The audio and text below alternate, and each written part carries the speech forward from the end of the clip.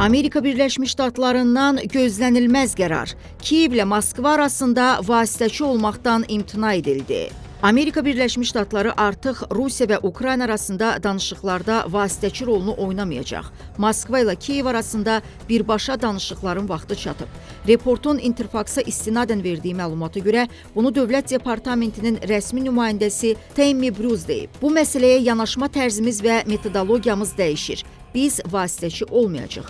Biz mütədil görüşlər üçün dünyanın o biri tərəfinə uçmayacaq. İndi iş iki tərəf arasında aparılmalıdır. Bunun vaxtıdır. Dövlət Departamentinin sözcüsü əlavə edib ki, Amerika Birləşmiş Ştatları hələ də sülhün bərqərar olması üçün əlindən gələni eləyəcək. Lakin münaqişənin nəticəsi hazırda Ukrayna və Rusiya tərəfindən konkret ideyaların işlənib hazırlanmasını tələb eləyir. Dünyanın başqa hissələri, bütöv bir yer kürəsi var. Onlar da bizim diqqətimizi tələb edir.